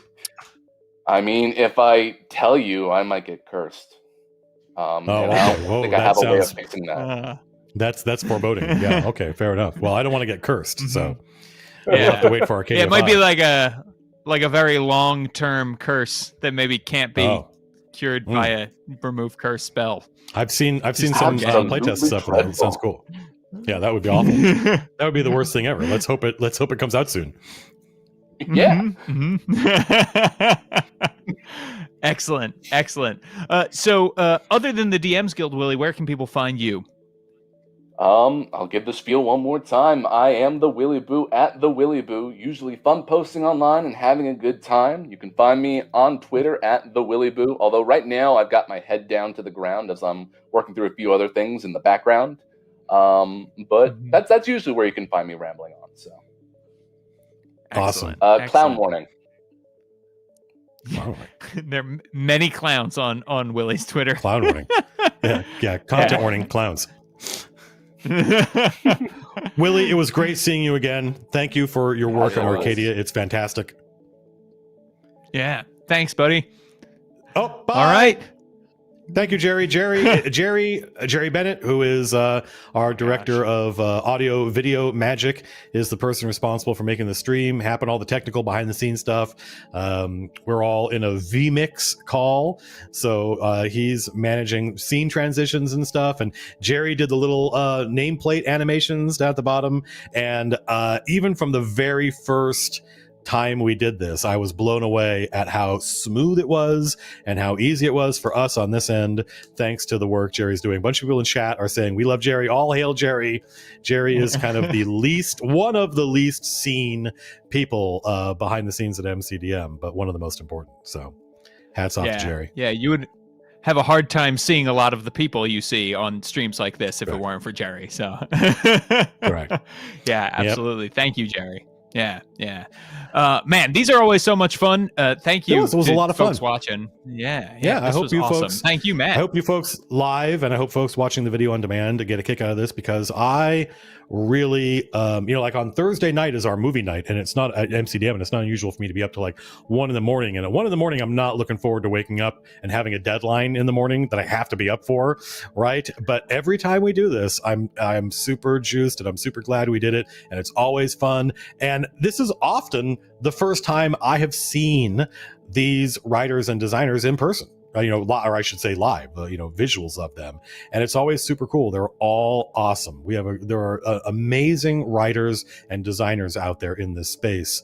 And we are just incredibly happy that we get to bring awareness of them to you folks. We want more people to learn more about the third-party content that's out there. Yeah, absolutely. And it's great because some of these people like Willy show up time and time again when we like working with them and everything like that. And obviously Kat's working on the heist too. Yep. So being able to introduce these people who it's like, and you'll probably see their work in other MCDM stuff is really great and rewarding as well. And I think that putting a face to the name when you're reading this stuff, I think it's like giving context. I think it makes people just they're going to like the writer's work more when they know who the writer is.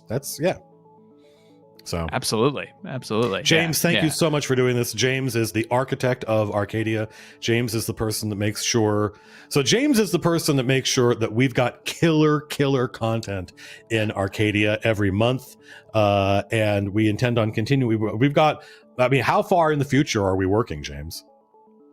So we have articles all the way to Arcadia 11, which would take us to the end of the year if we have an Arcadia each month. So at some point we would love to do a hardcover best of Arcadia. We don't know when that's going to happen. But also special thanks to another person that's labors long and hard behind the scenes, which is Lars. Lars is the Arcadia producer. Lars is the person that makes sure all the articles, all the art, the layout, any graphic design that's necessary, all gets scheduled. And there's so many moving parts for Arcadia as a whole. Figuring out which articles are next and making sure it all gets taken care of and managing all the testing is super important. Arcadia could not happen without Lars working behind the scene. So thank you very much, Lars. One of my best friends. Yeah, he's incredible. Yeah, he's awesome. Lars is so good. And we just have such a crazy good team. Thanks to Pesto, the Besto Testo. Real. Yeah, so, Pesto. Anna and John certainly getting these issues out, and also then like notifying people that they're out has just been huge. So it really takes the whole team. One of these days, I know that not everybody is as not everybody enjoys being on camera as much as I do. Mm-hmm. But I would love to get all the folks at MCDM into a stream just for a live Q&A or something, because honestly, the amount of work it takes to get Kingdoms and Warfare and Arcadia all done. And Arcadia, we're trying to get it done to a schedule. Kingdoms and Warfare, we're trying to get it out soon. And we have minis and a damn screen. It's so much work, and so much of it is behind the scenes, and you folks never see it. Like just getting the Patreon stuff working, getting the store working, it's a pain in the butt. And thank God, I could under no circumstance could I do even a tenth of this without this team. I know, right? We just spent a lot of time talking to 3 authors, but so many other people's work went into just one issue of Arcadia. So it's incredible to see everybody's work here at MCDM and thank you, Matt. A big part of the reason stuff gets out there is because you are a boss who has a direction and a vision, and then you trust people to get it done, which is really good too. Well, yeah, but you're also there when we need you. trusting people to get it done. That didn't work. So it's just purely pragmatic. But also special thanks to Grace Chung, who's another one of our staff artists. Was the and she came at, somewhat at the last minute. Grace did, this is a story you folks don't know, but somewhat at the last minute, Grace did this cover for Arcadia, and it's one of the most popular covers we've done. People love it, and they want to know more about that character. So yeah, I know that might be a future Arcadia issue, like it could be, or maybe some fiction. You know, I think that would be cool. Yeah, and Glader is correct. Also, special thanks to Hannah and Jen. Thanks to our editor and our layout artist. You know, I think our stuff is some of the best edited stuff out there.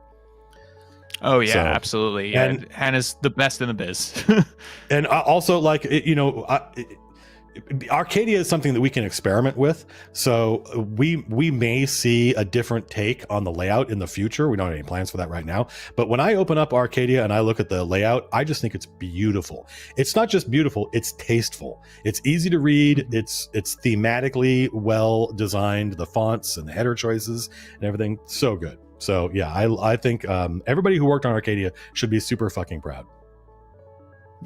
Yeah, absolutely. It's awesome. The whole team is great. So, yeah, we've got some cool stuff coming. I can't wait. Yeah. I can't wait. We've got such cool stuff coming too. We have a lot of cool stuff. If you want to get the straight dope on what MCDM's working on a week by week basis, I strongly encourage you to come by our Twitch channel, because I'm there a couple of times a week, typically, just like this, just hanging out on Twitch, and I basically can't keep my mouth shut about what we're working on. I will try. I have learned a couple of important lessons, and so I think talking about like price points and stuff like that, and keep my mouth shut about, because I always want to sell stuff cheaper than is smart. So I got to stop doing that. But apart from that, yeah, we're working on some great. James and I just had like a 2-hour long conversation yesterday about some future content that we're talking about. Oh yeah, it's awesome. And I love watching the Twitch streams, because I then know what you're excited about too. Like, it's like, oh yeah, I just sent this to Matt, and because I'm on East Coast time, I'm often like, all right, I'm clocking out for the day, and then I'll come in the next morning and flick on your stream from the night before, and it's like, oh, Matt immediately started talking about this thing when it was sent to him. That's great. I'll tell you, it's gotta be weird working at a company where like you feel like you got to watch a Twitch stream to figure out what the hell is going on at this company. That's got to be weird. I can't imagine how, like, I that's, you know, the thing I worked at a video game company that had an open plan, right? So there's no cubicles or anything. And I actually liked that. I thought that was cool. I know some people don't. And I think the people who don't are also right. But there were 2 owners, and we had these little pods because of the way it would be 8 people in a section of the building, because that's the way it was laid out. And I always said, like, if you're not sitting in one of those 2 pods with one of the 2 owners, you basically have no idea what's going on at this company, right? Because they're making decisions about what to do, basically like on the fly, because there's no other way to do it. And they're talking about the stuff that they were very open about the way they ran their company, including like how much money we had in the bank. You know, anybody who wanted to know anything about the running or operations of the company could find out. And that was super awesome. But the flip side of that was, it was real easy to just be head down in your work and not know what was going on. So I sort of kind of like outsourced that to Twitch. We talk about what's going on in MCDM all the time. And so if you want to know, just come hang out. And it's like you're in the same pod with Colville at work. I mean, that's basically what it's like. It's like you're sitting in the same area as me at work. And you're hearing about what I would be talking about if we were all in the office together. It's dope. It's dope. It's good for me, for somebody who's remote, especially, to be like, oh, okay, cool. This is very cool. So I'm a fan. John Champion, who is the king of the mods, also known as Lord Durok, says, very common for me to ask Anna how an MCDM project is going, and she'll answer with, what the fuck is that? And I'm going to try and get better at that. But yeah, there's a bunch of stuff. There's a bunch of stuff that is in the pike between me and James, and Anna needs to know about this stuff. Yes, yeah, we got to be better about it. She's our operations officer. She's our COO, so she needs to know about this stuff. Yeah. Yeah. Otherwise, it's just me and you in a Word document talking about great ideas. Yeah, well, it's it's one thing to pay a writer to help write something. I don't think that freaks Anna out too much. I don't think actually paying that writer for that work freaks Anna out too much. What freaks her out is, but then there's more. Then there's the art and the layout and what kind of product is this going to be? Is it going to be print? What are you guys doing? Right. And so that's the part that I totally respect. And we're going to have to make sure that we're a lot more professional. And when I say we, I mean me. We're going to have to be a lot more professional about how we treat this stuff. So, Safadon says, what would be the best way for a creator to become part of an Arcadia issue? I would go to our Patreon. There's a public post on our Patreon where I talk about how we source authors and how we source articles. It's basically the same for artists, except on the art side. So that information is out there. Also, Hive Indicator points out that you have 4E Gamma World on your shelf, which I was just showing off in a stream the other day. Never got a chance to play, but love the character creation. Super unique, fun character creation. You literally just roll a 20-sided die twice and look up the result on a chart, and that tells you your equivalent of like class and ancestry. Like one of the options, you're going to roll a 20-sided die twice to find out what you're playing in Gamma World, and one of the options is I'm a radioactive cockroach. Yep. Yeah. Or a swarm of rats that shares a hive mind. It's awesome. Yes. Or I'm an android yeti. Mm-hmm. So cool. So cool. Yep. There's some really great things. If I right now, for me, if I could just go to Fantasy Grounds and download that Gamma World stuff, I would run it next week. For me, that right now, I love the ease of use that the virtual tabletop brings, and I love the automation of Fantasy Grounds. So for me, that's where my heart lies right now. Lots of stuff I want to run. I just want to find a way to do it easily. Anyway, James, thanks for hanging out after the stream. Yeah, thank you, Matt. No worries. And we'll see some of you folks on Twitch, and all of you in chat right now will know. Well, I should say we'll be happy to know that I'm working on a new video script. And it's super cool. I'm excited to show it off. We're probably going to, if you're interested in the behind the scenes stuff of MCDM, running the game script, and I'm not 100% sure this is a running the game video. It's all about game design and how I approach game design. So I think it's going to be useful for a lot of people. But we do pick some classic optional rule from D&D, and we talk about my way of doing it. So what we typically do is I read the script for the new video live on Twitch. And then I watch the stream back later to see what people's feedback was. And that feedback informs revision. And there was at least one video we did recently where I actually read the script out loud a couple of times in a given week because it changed every time based on people's reaction to it. So if you want to get in on that kind of juice, come by Twitch. That's it. Absolutely. Cool. All right. Thank you, James. Have a great day. Have a great weekend. Thank you. Yeah. Thanks, everybody, for chatting. Thanks, Matt. Thanks for hanging out, and until next time, be seeing you.